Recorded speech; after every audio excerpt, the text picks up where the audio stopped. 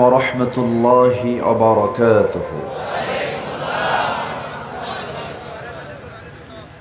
إن الحمد لله الأكرم الذي خلق الإنسان وكرمه وعلمه من البيان ما لم يعلم،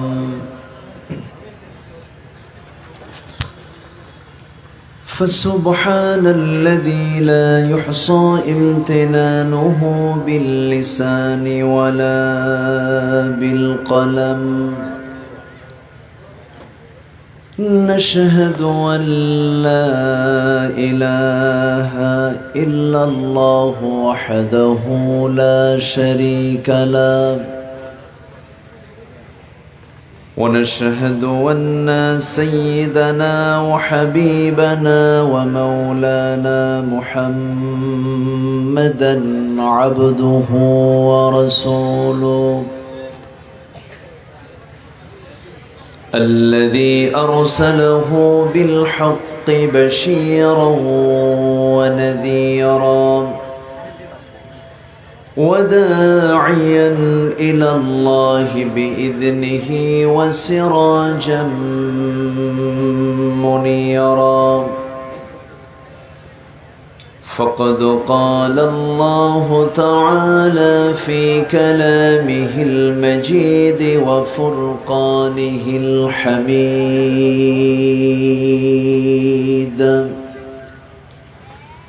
أعوذ بالله من الشيطان الرجيم. بسم الله الرحمن الرحيم.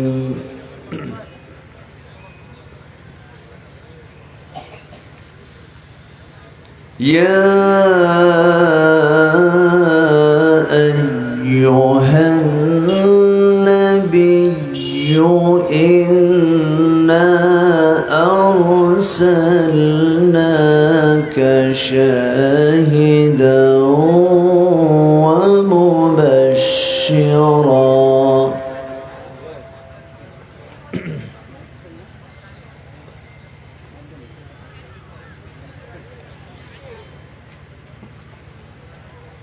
إنا أرسلناك شاهدا ومبشرا ونذيرا.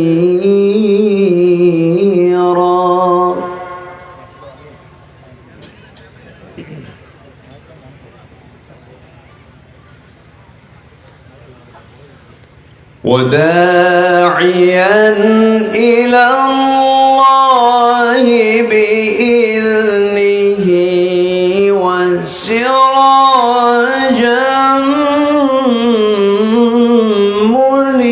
منيرا.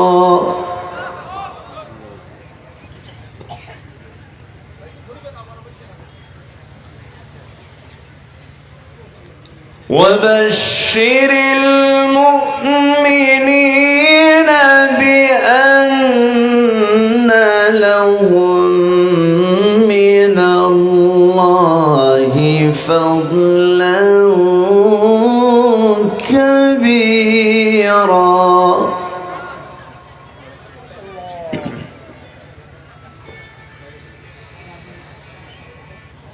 ولا تطع الكافرين والمنافقين ودع أذاهم وتوكل على الله.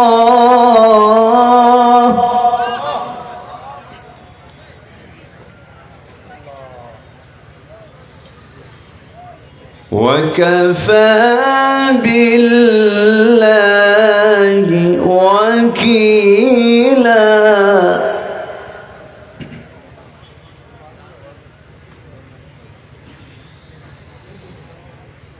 الله أكبر بسم الله الرحمن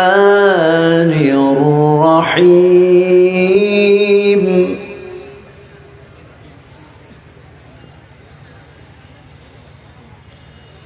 إن الله وملائكته يصلون على النبي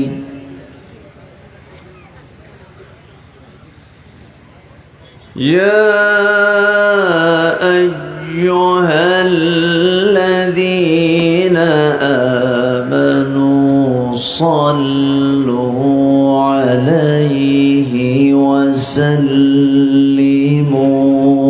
تسليما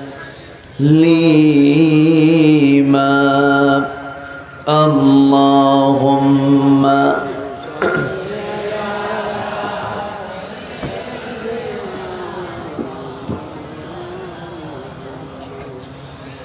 وعلى آل سيدنا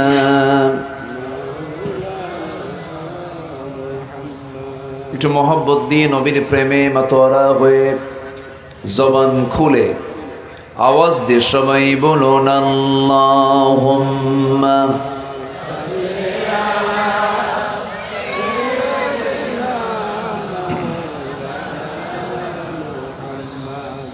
وعلى آل سيدنا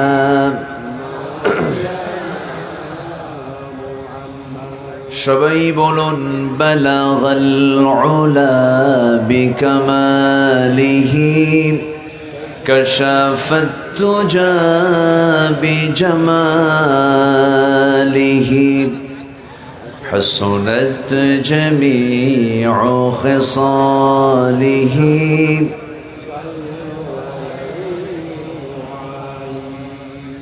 سورة يوسف بدار حكمة لقمان ما قارئ قرآن باري یہ دل سادمان ما بلغ العلا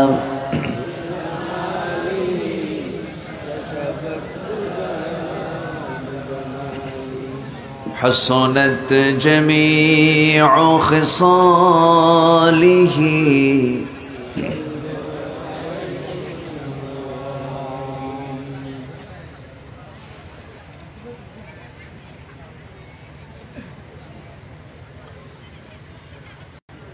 পাহাড় বেষ্টিত অঞ্চল দেশের দক্ষিণাঞ্চল চট্টগ্রাম জেলার ফটিকছড়ি উপজেলার উত্তর বারোমাসিয়া আদর্শ যুব কল্যাণ পরিষদ মাহফিল ইন্তেজামি কমিটি কর্তৃক আয়োজিত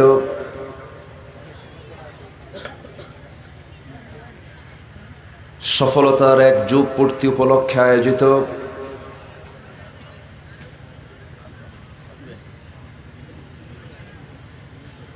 তাফসীরুল কোরআন মাহফিল 2024 বছরের শ্রেষ্ঠ মাস পবিত্র রমজানে অনুষ্ঠিত আজকের এই মহৎ আয়োজনের সম্মানিত সুযোগ্য সভাপতি দাঁতমারা ইউনিয়ন পরিষদের সম্মানিত সুযোগ্য চেয়ারম্যান মহোদয় জনাব জানে আলম, আজকের মাহফিলের বরেণ্য অতিথিবৃন্দ, বিশেষ করে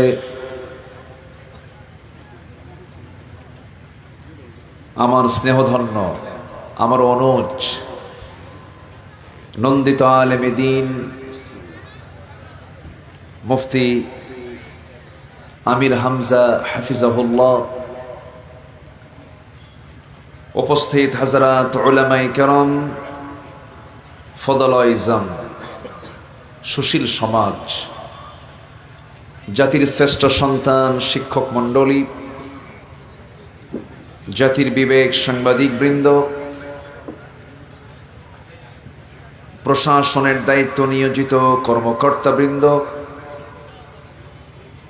সামনে উপস্থিত দূরে কাছের বিভিন্ন স্থান থেকে ছুটে আসা কালেমার ঝান্ডাবাহী, তৌহিদের পতাকাবাহী, দ্বীন ইসলামের নরসারদুল বীর মুজাহিদ, প্রাণ প্রিয় সম্মানিত দ্বীনি ভাইরা, আড়ালে বসে আছেন শ্রদ্ধেয়া সম্মানিতা মা বোনেরা। আলোচনার সূচনায় আনুষ্ঠানিকতার মধ্য দিয়ে আমার পক্ষ থেকে আবারও দিল খোলা সালাম, আসসালামু আলাইকুম ওয়া রাহমাতুল্লাহি ওয়া বারাকাতুহু।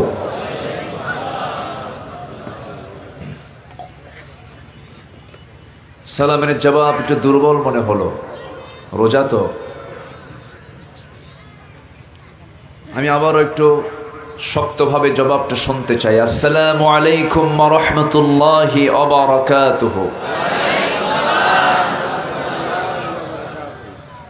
সবাই কেমন আছেন? আমাকেও প্রশ্ন করে ফেললেন। আল্লাহ তাআলা আমাকে আপনার মতোই আপনার কাতারেই রেখেছেন, বলছি আলহামদুলিল্লাহ। এই মাহফিলে একটানা এবছর দিয়ে আমার 6 বছর পূর্ণ হলো, অর্ধযুগ। এর মাঝে 2 বছর মাহফিল এখানে অনুষ্ঠিত হয়নি, এজন্য আমি আসতে পারিনি। আমার ইচ্ছার প্রাবল্য ছিল, প্রবল আকাঙ্ক্ষা আমার ছিল। তো এই চাঁদ মাখা মুখ আল্লাহ তাআলা আমাকে বারবার দেখার সুযোগ করে দিয়েছেন। আমরা আসতে পেরেছি জান্নাতের টুকরায়, বসতে পেরেছি রহমতি জালসায়, যিনি আমাকে আপনাকে এমন সুন্দর আয়োজনে শামিল করলেন, সেই মহান রবের শানে শুকর আদায় করছি। মুহাব্বাতান জোরালো কণ্ঠে বলে উঠছি আলহামদুলিল্লাহ। সবাই বলছে আল্লাহুম্মা ইন্নী আসআলুকা আল হুদা ওয়াত তুকা ওয়াল আফাফা ওয়াল গিনা। সবাই বলি আল্লাহুম্মা লাকা আসলামতু ওয়া বিকা আমানতু ওয়া আলাইকা তাওয়াক্কালতু ওয়া ইলাইকা আনাবতু ওয়া বিকা খাসামতু। আমরা আল্লাহ তাআলার শুকর আদায় করে নিলাম। সম্মানিত হাজিরিন, আমি খুব বেশি সময় নেব না, কারণ একে তো রমজান মাস, সারাদিনের না খেয়ে থাকার ক্লান্তি, ইফতার পরবর্তী কিয়ামুল লাইল, সালাতুত তারাবিহ নামাজের পর শরীরটা একটু বিশ্রামের জন্য প্রস্তুত হয়ে যায়। ঠিক সেই সময় আমি আপনাদেরকে কিছু কথা বলতে চাচ্ছি। আমাকে সময় দেওয়া যাবে তো?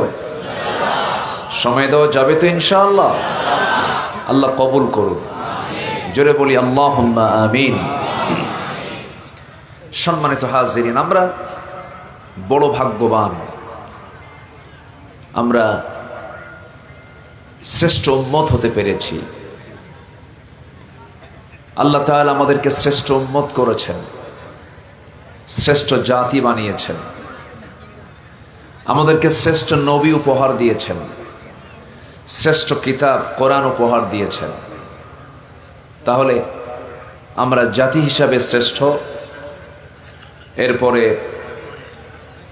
নবী হিসাবে আমরা শ্রেষ্ঠ নবী পেয়েছি। আবার কিতাবের দিক থেকে তাওরাত, ইনজিল, জাবুর, কোরআন যত আসমানি কিতাব আল্লাহ তাআলা পৃথিবীতে পাঠিয়েছেন এর মধ্যে শ্রেষ্ঠ কিতাবের নাম কি? আল কোরআন আল কারীম আমরা পেয়েছি। সর্ব গুণে গুণান্বিত আমরা, সর্বশ্রেষ্ঠ শ্রেষ্ঠ আমরা। সকল শ্রেষ্ঠত্ব আল্লাহ তাআলা আমাদেরকেই দান করেছেন। বলি আলহামদুলিল্লাহ। যে কোরআন আল্লাহ তাআলা আমাকে দিয়েছেন সেই কোরআনটা নাজিল হয়েছে কোন মাসে, কোন রাতে? আজকে রাতও হতে পারে। কি আজকে বেজন না? রাতটা আজকেও হতে পারে।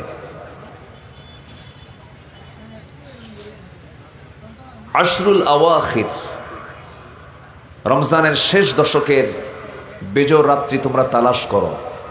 21, 23, 25, 27, 29।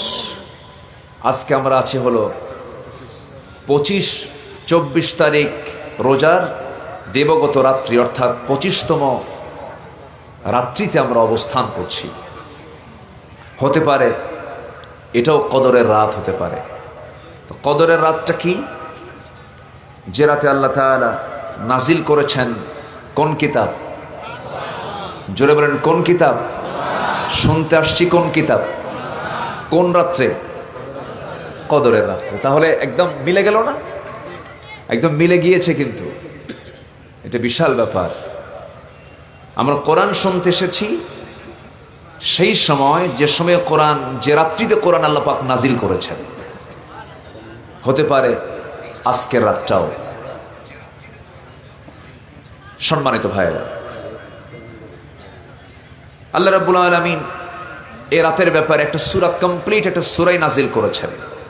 114 সূরা, একটি অন্যতম সূরা হলো সূরাতুল কদর। আল্লাহ রাব্বুল আলামিন বলেন, ইন্না আনজালনাহু ফি লাইলাতিল কদরি ওয়া মা আদরাকা মা লাইলাতুল কদর লাইলাতুল কদরি খায়রুম মিন আলফি শাহরিন তানাজ্জালুল মালাইকাতু ওয়ার রূহু ফিহা বিইذনি রাব্বিহিম মিন কুল্লি আমরিন সালাম সালামুন হিয়া হাত্তা মাতলাইল ফজর। জোরে বলুন আল্লাহু আকবার। আল্লাহ রাব্বুল আলামিন খায়রুম মিন আলফি শাহর বলেছেন, অর্থাৎ ৮৩ বছর ৬ মাস একটানা ইবাদত করলে যে সওয়াবটা পাওয়া যাবে, কোনো বান্দার যদি কদরটা কবুল হয়ে যায়, এই রাত যদি কোনো বান্দা পেয়ে যায়, একটানা ৮৩ বছরের ৬ মাস ইবাদত করে যে সওয়াবটা অর্জন করবে, তার চাইতে বেশি সওয়াব তার এই রাতে কামাই হয়ে যাবে। জোরে বলুন সুবহানাল্লাহ। আল্লাহ তাআলা এই রাতটা কেন দিলেন? এই পৃথিবীতে সবচাইতে কম হায়াত পেয়েছে কোন নবীর উম্মত? আমরা। শেষ নবীর উম্মতের হায়াতটা অন্যান্য নবীদের উম্মতের চাইতে কম। যেরকম আদম আলাইহিস সালাতু ওয়াস সালাম, তিনি বেঁচে ছিলেন 1000 বছর। আল্লাহ তাআলা তাকে দীর্ঘ হায়াত দান করেছিলেন। আর শেষ নবীর হায়াত ছিল হলো 63 বছর 9 ঘন্টা। তাহলে প্রথম মানুষ, প্রথম নবী যিনি বেঁচে ছিলেন পৃথিবীতে 1000 বছর, আর শেষ নবীর হায়াত ছিল হলো 63 বছর 9 ঘন্টা। কিন্তু বাঁচলেন কম, দায়িত্ব পালন করলেন বেশি। বেঁচেছেন কম, সফলতা বেশি। 1000 বছর বেঁচে ছিলেন আদম আলাইহিস সালাতু ওয়াস সালাম, আর আমার নবীর সেই তুলনায় হায়াতটা কত কম। সাহাবীর একদিন বললেন, ইয়া রাসূলুল্লাহ, আগের যুগের মানুষগুলো এত বাস্তব, তাদের হায়াত এত লম্বা ছিল, আমাদের এই অল্প হায়াতে আমরা কি এমন জিকির আজগার করব, কি তাসবিহ তাহলিল করব, কি রুকু সেজদা করব, আমাদের হায়াতই তো কম, তো তাদের আমল নামা আমাদের চাইতে তো বেশি মজবুত হওয়ার কথা, তারা বেশি সওয়াব কামাই করার কথা। এই জাতীয় যখন প্রশ্ন করা হলো, আল্লাহ রাব্বুল আলামিন এই উম্মতের জন্য এমন কিছু রাত দিয়ে দিলেন, তার মধ্যে একটা রাত হলো কদরের রাত। যদি কোনো বান্দার কদর যদি জুটে যায়, 1000 বছর ইবাদত করলে যে সওয়াব হবে তার চাইতে বেশি সওয়াব আল্লাহ রাব্বুল আলামিন তার আমলনামায় দিয়ে দেন। সম্মানিত ভাইয়েরা, সম্মানিত বন্ধুগণ, সেই কোরআন নাজিলের রাত্রিতে আমরা হতে পারে এই রাতটাও আমরা একত্রিত হয়েছি। কিন্তু প্রশ্ন হলো, আল্লাহ তাআলা কদরের রাতের এত মর্যাদা কেন দিয়েছেন? কদর রাত্রের দাম আল্লাহ তাআলা এত কেন বাড়িয়ে দিয়েছেন? এর হেতুটা কি?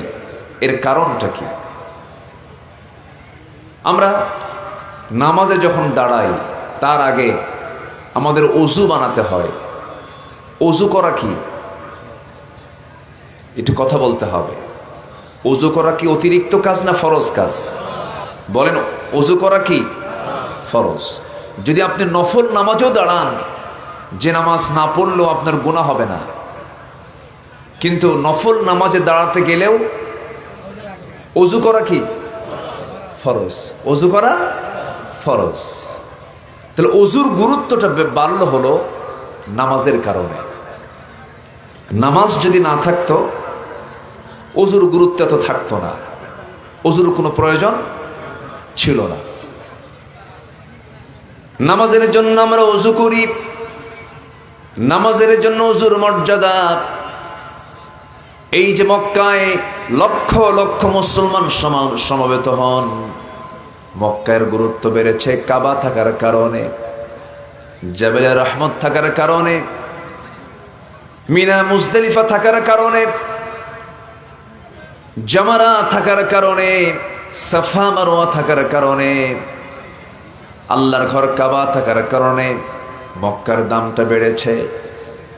মক্কার দাম বাড়ার কারণ হলো আল্লাহর ঘর কাবা সেখানে আছে, এই জন্য আমরা মক্কায় যাই। মদিনার দাম বেড়েছে, আমার নবীজির মাকবারা কবর থাকার কারণে মদিনার দামটা বেড়েছে, আমরা এই জন্য মদিনায় যাই। তাহলে মদিনার দাম বাড়লো নবীর কবরের জন্য, মক্কার দাম বাড়লো আল্লাহর ঘর কাবা থাকার কারণে, ওযুর দাম বাড়লো নামাজের কারণে। আল্লাহ তাআলা এই রাতের দাম বাড়িয়ে দিয়েছেন কোরআন নাজিলের কারণে। জোরে বলি সুবহানাল্লাহ। কোরআন নাজিলের কারণে আল্লাহ তাআলা এই রাতের দাম এত দিয়েছেন।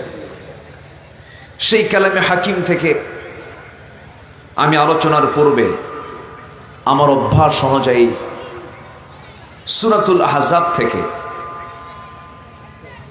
45, 46, 47, 48 এই 4টি আয়াতে কারিমা আমি তেলাওয়াত করেছি। এই 4টি আয়াতকে সামনে রেখে আমি কিছু কথা বলতে চাচ্ছি। আমাকে সময় দেওয়া যাবে তো? সবাই সময় দিতে রাজি আছেন তো ইনশাআল্লাহ? সম্মানিত ভাইয়েরা, এই এলাকাবাসীর একটি বড় ঐতিহ্যবাহী মাহফিল হল উত্তর 12 মাসিয়া আদর্শ যুব কল্যাণ পরিষদের এই তাফসির মাহফিল। বিগত 2টি বছর এই মাহফিল হয়নি বা হতে দেওয়া হয়নি। আসতে বলবেন না, হয়নি না হতে দেওয়া হয়নি? হতে দেওয়া হয়নি। এখানে আসলে তো মানুষ চোর হয়, তাই না? মাহফিল আসলে ডাকাত হয়, মাহফিল আসলে মানুষ বেনামাজি হয়, মাহফিল আসলে মানুষের চরিত্র নষ্ট হয়। রমজান মাসে নাচানাচি চলে, রমজান মাসে উলঙ্গপনা বেহাপনা চলে, হোটেলগুলো খোলা থাকে, জেনার পরিবেশ উন্মুক্ত হয়ে থাকে, কিন্তু ইফতার মাহফিল নিষিদ্ধ করা হয়। ওই চেতনার ধ্বজাধরি কিছু বাম রামেরা, ওই পন্থীরা চায় আল্লাহর জমিনে কোরআনের কোনো আলোচনা না হোক। সম্মানিত ভাইয়েরা, যারা কোরআনকে অচল রাখতে চায়, যারা কোরআনের কথাকে যারা দামিয়ে রাখতে চায়, বন্ধ করতে চায়, তারাই অচল হয়ে যাবে। জোরে বলি ইনশাআল্লাহ, আর জোরে বলি ইনশাআল্লাহ। অচল হয়ে যাবে। যুগে যুগে যারাই ইসলামের বিরোধিতা করতে চেষ্টা করেছে, যুগে যুগে যারাই ইসলামকে নিভিয়ে দেওয়ার জন্য চেষ্টা করেছে, তাদের সকল চেষ্টা ব্যর্থ করে দিয়েছেন তিনি আমার কে। আসতে বলবেন না, তিনি আমার কে। আমরা অনেকে জানি না এই রমজান মাসের কিছু হিস্টোরি আছে। এই রমজান মাসে আল্লাহ তাআলা বেশ কিছু ঘটনা ঘটিয়েছেন, আমরা অনেকেই জানি না। আমরা শুধু অনেকেই জানি রমজান আসলে পরে শেষ রাতে খেতে হয়, সন্ধ্যায় ইফতার করতে হয়। সাহারি খাও, না খেয়ে থাকো, আর ইফতার করো। কিন্তু এই রমজান, এর মধ্যে যে কত ইতিহাস লুকানো আছে এটা অনেকেরই জানা নাই। আমরা জানি দেশের মানুষ, আমরা জানি সবাই বিজয়ের মাস হলো ডিসেম্বর, স্বাধীনতার মাস হলো মার্চ। আমরা কিন্তু এটাই জানি। এখন মার্চ মাস চলছে মানে কি, আমার দেশে কিসের মাস? স্বাধীনতার মাস, তাই না? জি। তাহলে বিজয়ের মাস, স্বাধীনতার মাস আমরা ডিসেম্বর এবং মার্চকে জানি। কিন্তু আপনি যদি কোরআনকে বলেন, আপনি যদি ইসলামের ইতিহাস থেকে জানতে চান বিজয়ের মাস কোনটা, বদর যুদ্ধের মাস কোনটা, বলেন কোন মাস? আরো জোরে বলেন কোন মাস? রমজান মাস। আমার বন্ধুগণ, আল্লাহ তাআলা একটা বিজয় নামে সূরা নাজিল করেছেন। ইন্না ফাতাহনা লাকা ফাতহাম মুবিনা। হে রাসূল, আমি আপনাকে সুস্পষ্ট বিজয় দিয়েছি। আল্লাহ রাব্বুল আলামিন ইসলামের বিজয়টা দিয়েছেন এই রমজান মাসেই। মক্কা বিজয় হয়েছে রমজান মাসে। যে নবী আমার আল্লাহর হুকুমে, আল্লাহর নির্দেশে রাতের বেলা অন্ধকারে বাল্যকালের বন্ধু, সারা জীবনের বন্ধু সাইয়েদনা আবু বকর সিদ্দিক রাদিয়াল্লাহু তাআলা আনহুকে সঙ্গে করে নিয়ে রাতের আধারে লুকোচুরি করে জাবেলে সূরে গিয়ে তিনি 3 দিন 3 রাত আশ্রয় নিয়া সেখান থেকে সোজা মদিনায় চলে গেলেন, হিজরত করলেন। যখন তিনি হিজরত করেছেন, সাথে ছিল একজন। সেই নবীজি হিজরতের পর ঠিক 10 বছরের মাথায় মহান রব্বুল আলামিন তাকে বিজয় দান করেছিলেন। এই 10 বছর আল্লাহ রব্বুল আলামিন সুসম্পন্ন করে, স্বয়ং সম্পন্ন করে যে রাসূল মাত্র একজনকে সাথে নিয়া মক্কা থেকে মদিনায় তিনি হিজরত করেছেন, পাড়ি দিয়েছিলেন। সেই রাসূল 10 বছরের ব্যবধানে 10,000 সাহাবী নিয়ে তিনি যে মাসে মক্কা বিজয় করলেন, সেই মাসটার নাম কি? সে মাসটার নাম কি? রমজান কারীম। আমার নবীজি এই মক্কা মুকাররমা থেকে মদিনা মুনাওয়ারায় যখন হিজরত করলেন, হিজরত করার 2 বছরের মাথায় ওই আরবের কুরাইশরা, আবু জেহেলরা, আবু লাহাবরা, উতবা, শাইবা, মুগীরারা, তারা চিন্তা করলেন মুহাম্মাদের এই দিনকে কেমন করে নিভিয়ে দেওয়া যায়, ইসলামকে নিশ্চিহ্ন করা যায়। তারা সিদ্ধান্ত নিল 2য় হিজরিতে, যে হিজরিতে আল্লাহ রাব্বুল আলামিন প্রথমবার রোজা ফরজ করেছেন। রোজা ফরজ যে হয়েছে তার একটা আয়াত আছে না নাই? আমাদের সবার মুখের আয়াত, সবার কমন আয়াত, সবার ঠোঁটের আয়াত। যারা পারেন ঠোঁট মিলিয়ে বলুন, কুতিবা আলাইকুমুস সিয়ামু কামা কুতিবা আলাল্লাযীনা মিন ক্বাবলিকুম লাআল্লাকুম তাত্তাকুন। জোরে বলুন আল্লাহু আকবার। তোমাদের জন্য লিখিত আকারে আইন করে পাশ করা হয়েছে। আল্লাহ তাআলা ফরজ শব্দটা বলেন নাই, তিনি বলেছেন কুতিবা, ফরিদা বলেন নাই। কুতিবা মানে লিখিত আকারে পাশ করা। এখানে আলেম উলামা আছেন, ফরিদা বলতে পারতেন। লিখিত আকারে পাশ করা মানে সংবিধান দুই রকম হয়, একটা মৌখিক সংবিধান আর একটা হচ্ছে লিখিত সংবিধান। একটা লিখিত সংবিধান, একটা হচ্ছে অলিখিত সংবিধান। মৌখিক সংবিধান মজবুত হয় না, লিখিত সংবিধান মজবুত হয়।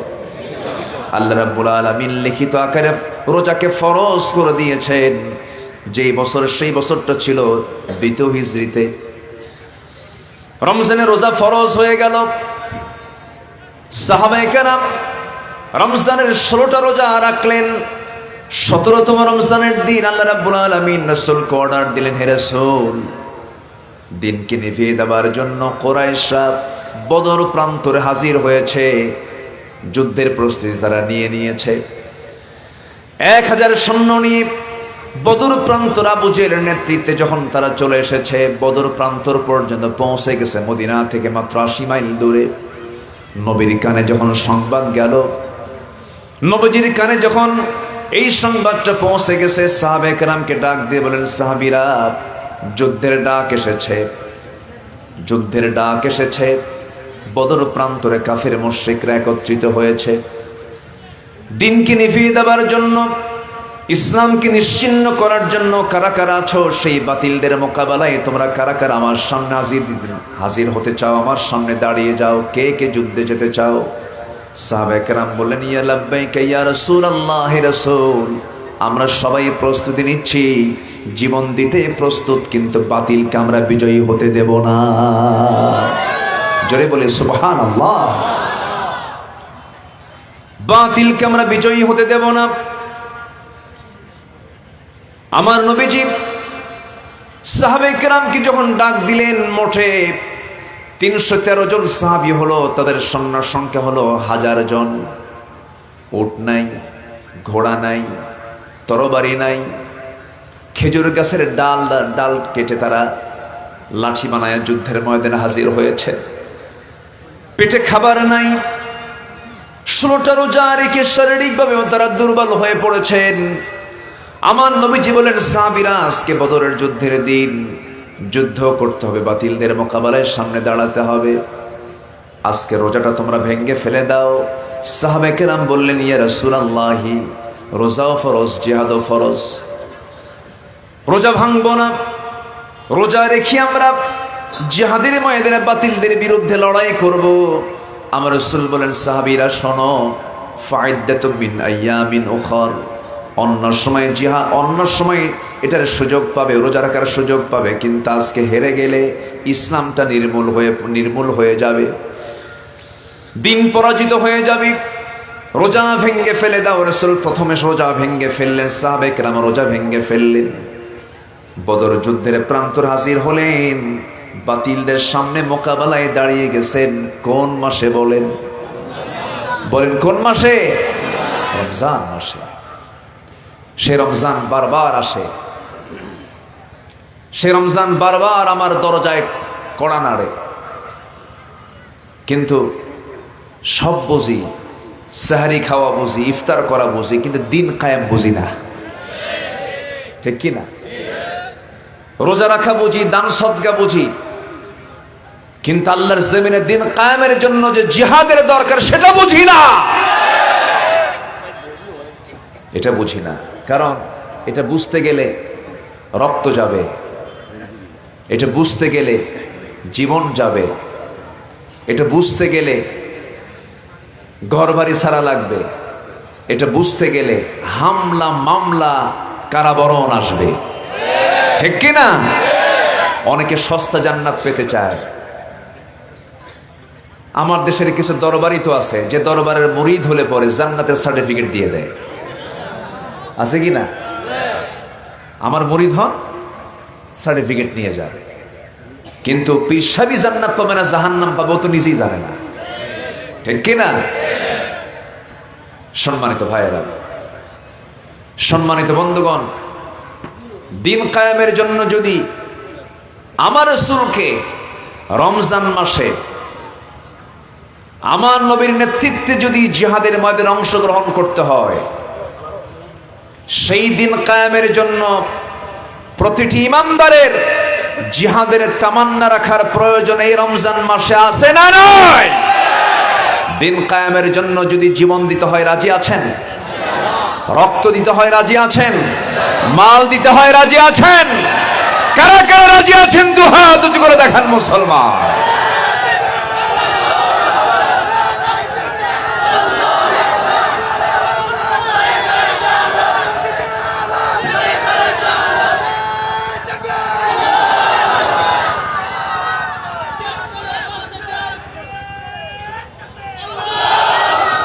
আল্লাহ তুমি সবার হাতকে কবুল করো, জোরে বলি আমিন, আরো জোরে আমিন।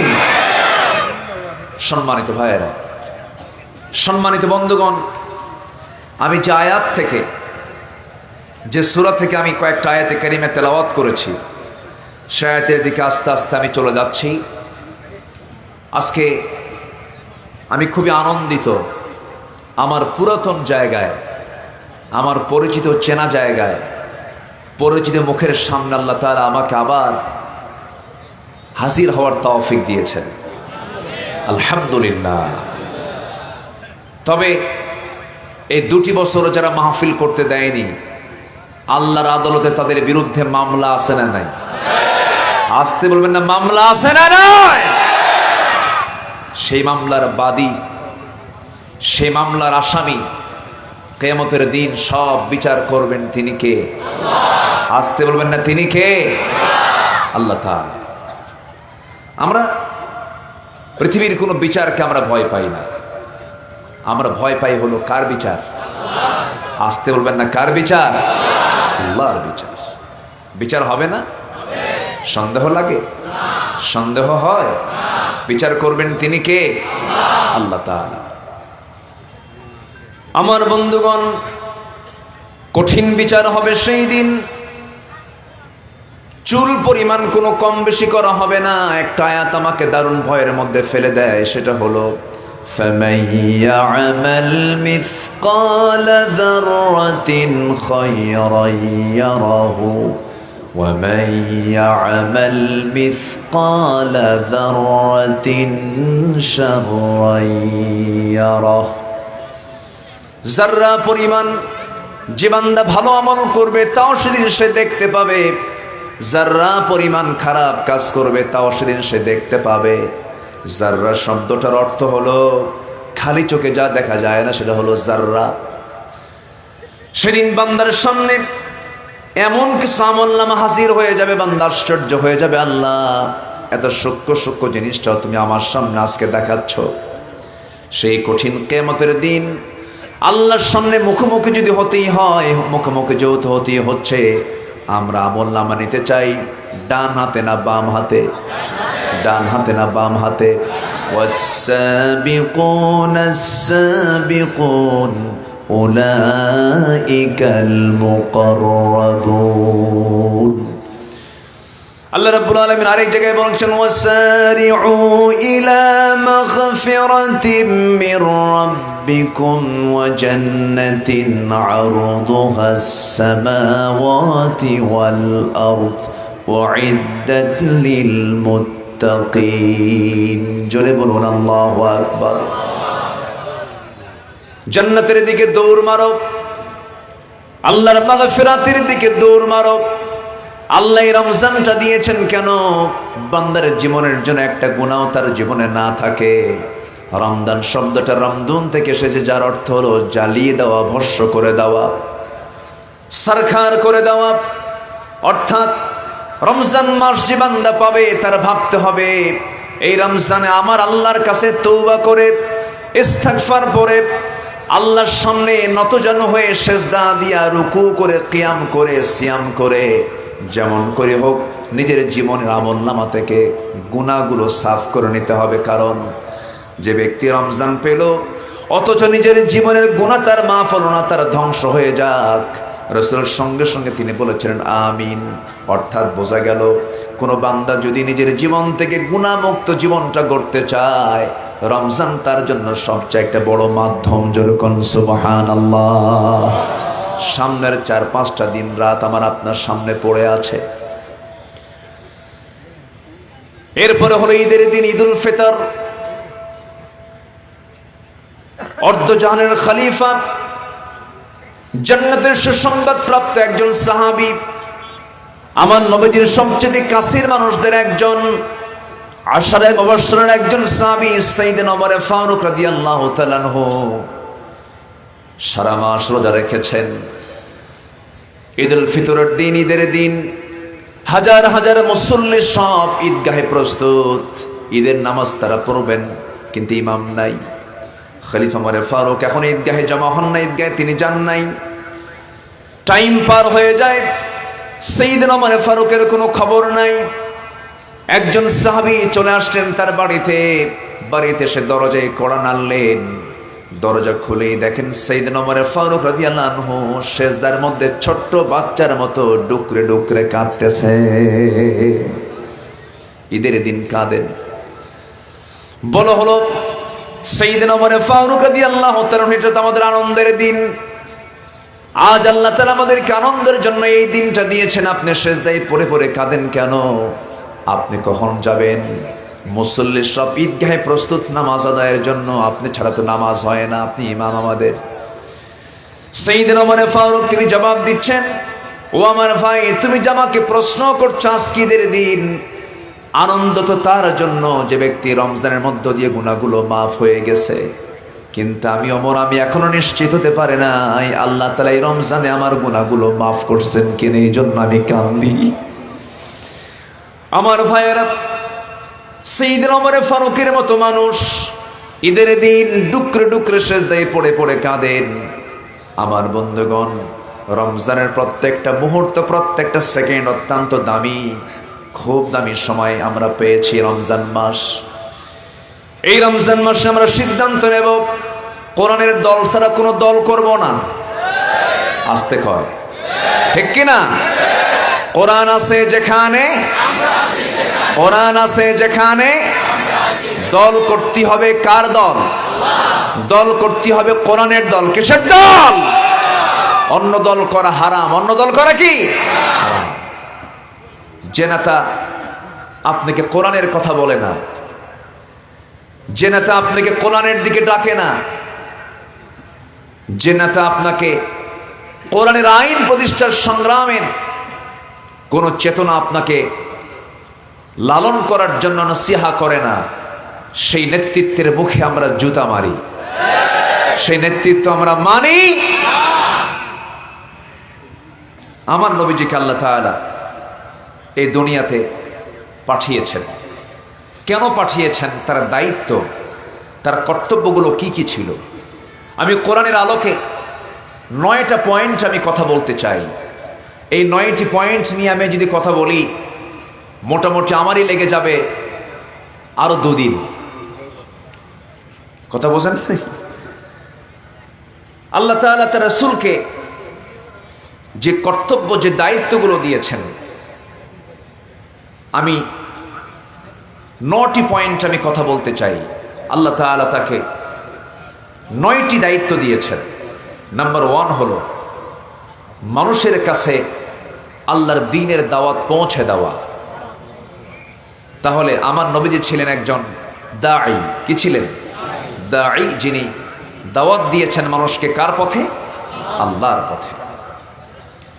আল্লাহ তাআলা সূরাতুল আহজাবে বলেন, ইয়া আইয়ুহান নাবিয়্যু ইন্না আরসালনাকা শাহিদাও ওয়া মুবাশশিরাও ওয়া নাযীরাও وداعيا إلى الله بإذنه وسراجا منيرا জোরে বলুন আল্লাহু আকবার। আমার বন্ধুগণ, এক নাম্বার নবীর দায়িত্ব হলো, কর্তব্য হলো মানুষের কাছে আল্লাহর দ্বীনের দাওয়াত পৌঁছে দেওয়া। মা আলার রাসূলি ইল্লাল বালাগ ওয়াল্লাহু ইয়ালামু মা তুবদুনা ওয়া মা তাকতুমুন জোরে বলুন আল্লাহু আকবার। সূরাতুল মায়েদা আয়াত নম্বর 99। রাসূলকে আল্লাহ তাআলা বলছেন, হে রাসূল, আমি আপনাকে দায়ী করে দ্বীনের দাওয়াত পৌঁছে দেওয়ার জন্য আমি আপনাকে দুনিয়াতে পাঠিয়ে দিয়েছি। আপনি একজন দায়ী, আপনার কাজ হলো দাওয়াতটা পৌঁছে দেওয়া। নাম্বার 2 হলো মানুষকে সতর্ক করা। ওয়া আনযির আশীরাতাকাল আকরাবিন জোরে বলুন আল্লাহু আকবার। নাম্বার 3 হলো মানুষকে আল্লাহর দিকে আহ্বান করা।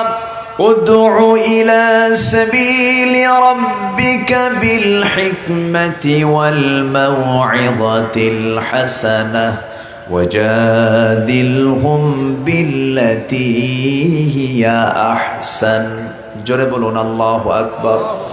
সূরাতুন নাহল আয়াত নম্বর 125।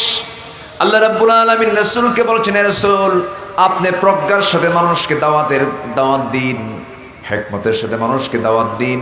ওয়াল মাউইযাতিল হাসানা, সুন্দর নসিহত করেন, সুন্দর আপনি নসিহা করেন। এবং আপনি যখন তর্কে লিপ্ত হয়ে যাবেন, উত্তম তর্ক করবেন, যেন সেটা উত্তমতা না হারিয়ে ফেলে, এমন জাতীয় তর্ক বিতর্ক করবেন না। নাম্বার 4 হলো উপদেশ দান করবেন আপনি। ফাযাক্কির ইন্নামা আনতা মুযাক্কির লাস্তা আলাইহিম বিমুসাইতির জোরে বলুন আল্লাহু আকবার। আমার বন্ধুগণ, আমরা রাসূলের জীবন থেকে, রাসূলের আমল থেকে আমরা এগুলো শিক্ষা নিতে পারি। আমাদের দাওয়াতি কাজ করার দরকার আছে না নাই বলেন? আসতে বলবেন না, আছে না নাই? আচ্ছা আমার বন্ধুগণ, আমার নবীজির প্রথম দাওয়াতি কার্যক্রম ছিল ইনসাইডে, ভিতরের দিকে তিনি তারা দাওয়াতি কাজ করেছেন। আগে ঘরের মধ্যে কাজ করেছেন। কু আনফুসাকুম ওয়া আহলিকুম নারা, নিজে বাঁচো, তোমার পরিবারকে জাহান্নাম থেকে বাঁচাও।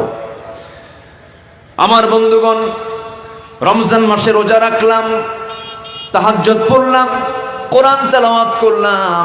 অনেক মহিলা মা বোনরা আমার দেশে আছেন, রমজান মাসে তারা কোরআন খতম দেন, আছে না?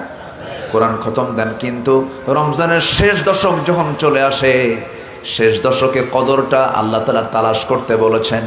কিন্তু রমজানের শেষ দশকে আমার দেশের মার্কেটগুলোতে পুরুষ বেশি না মহিলা বেশি? কদর খুঁজতে যায়। কি খুঁজতে যায়? কদর। দিনের বেলা বেশি না রাত্রে বেলা বেশি? রাতে শপিংয়ে চলে যায়। রাতের শপিংয়ে চলে গিয়ে আল্লাহ তাআলা বলছেন, রমজানের শেষ দশকে কদর খোঁজো, কদর তালাশ করো।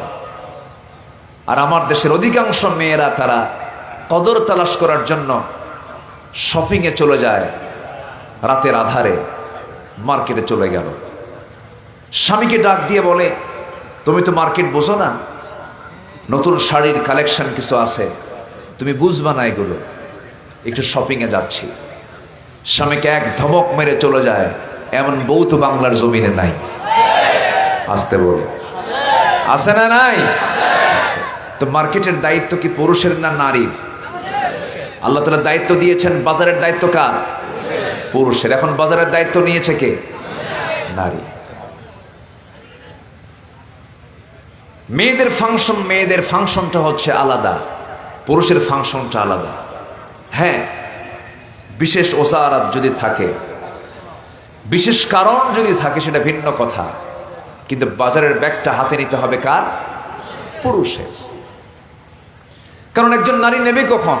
সে তো মা, বাচ্চার খাবার আছে তার স্তনে, সে তো মা।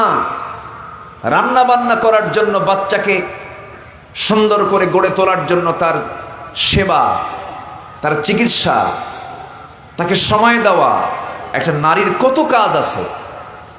কিন্তু নারী বলছে না, সমান অধিকার। কি অধিকার? সমান অধিকার। সম্মানিত ভাইয়েরা, সম্মানিত বন্ধুগণ, শপিংয়ে চলে গেল, মার্কেটিংয়ে চলে গেল। রমজান মাসে যে নারী পর্দায় না থেকে রোজা রাখলো, প্রশ্ন আসতে পারে, হুজুর তার রোজা হবে কিনা? এরকম প্রশ্ন কিন্তু অনেকে করতে পারে।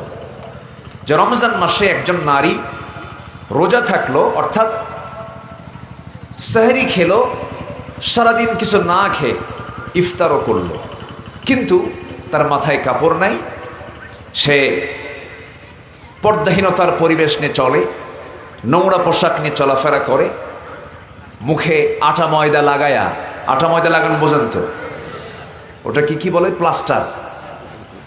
হ্যাঁ, প্লাস্টার কইরা বাইরে বের হয়।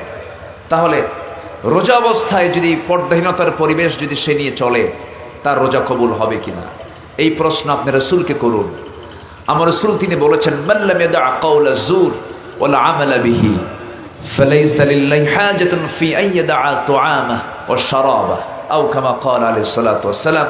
রাসূল বলেছেন, যে ব্যক্তি রমজানের রোজা রেখে বাজে কথা, বাজে কাজ, বাজে কথা, বাজে কাজ, অন্যায় মিথ্যা কথা, অন্যায় কাজ, কর্ম, অপকর্ম, অশ্লীলতা, বেহায়াপনা যে ছাড়তে পারল না, তার রোজা রাখার কোনো প্রয়োজন নাই, বলেছেন মুহাম্মদ সাল্লাল্লাহু আলাইহি ওয়াসাল্লাম।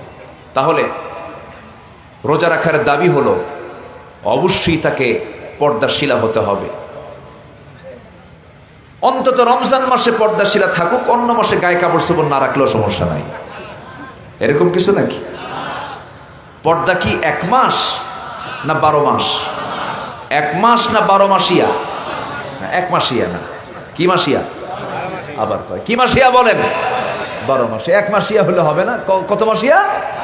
12 মাসিয়া। 12 মাস পর্দা করতে হবে। আমার বন্ধুগণ, একটু কান লাগাবেন, মনোযোগ দিয়ে শুনবেন। আল্লাহ রাব্বুল আলামিন তার রাসূলকে 9টা দায়িত্ব দিয়েছেন, 9টা কর্তব্য তার আল্লাহ রাব্বুল আলামিন দিয়ে দিয়েছেন। 1 নম্বর হলো মানুষের কাছে আল্লাহর দ্বীনের দাওয়াত পৌঁছিয়ে দেওয়া। আলহামদুলিল্লাহ, মাশাআল্লাহ, জানে আলম ভাই, জি আলহামদুলিল্লাহ, খুব মিষ্টি মানুষ। আল্লাহ তুমি মাহফিলকে কবুল করে নাও, জোরে বলি আল্লাহুম্মা আমিন। এই মাহফিলের সফলতার পেছনে, এই মাহফিলের বাস্তবায়নের পেছনে আমার জান আলম ভাইয়ের একটা বিশাল ভূমিকা আছে। আল্লাহ তুমি তার এই ভূমিকাকে কবুল করে নাও, তুমি তার সকল খেদমতকে তুমি আল্লাহ কবুল করে নাও। খলিফা ওমর ফারুকের মতো ইসলামের পক্ষের একজন সেবক হিসেবে তুমি আল্লাহ কবুল করে নাও। সম্মানিত ভাইরা, নাম্বার 4 বলেছি আমি, উপদেশ দান করা। আমার নবীজির 9টি দায়িত্বের একটা দায়িত্ব ছিল, তিনি উপদেশদাতা ছিলেন। নাম্বার 5 হলো মন গড়া কোনো কথা না বলা। আমার নবীজি কি তার বাপের কথা বলেছেন? তার নিজের মন গড়া কোনো কথা বলেছেন? রাসূল বলেছেন কার কথা? আসতে বলবেন না, কার কথা?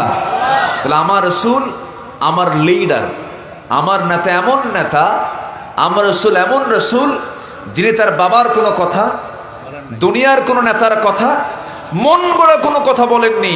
আমার রাসূল বলেছেন কার কথা? অতএব যার মুখ থেকে জীবনে একটা কথা নিজের মন গড়া আসে নাই, সেই নেতৃত্ব মানবো। যারা মিথ্যা কথা বলেন না তাদের নেতৃত্ব মানবো, যারা মিথ্যাবাদী তাদের নেতৃত্ব মানবো না নবীর নেতৃত্ব মানবো? নবীর নেতৃত্ব মানবো।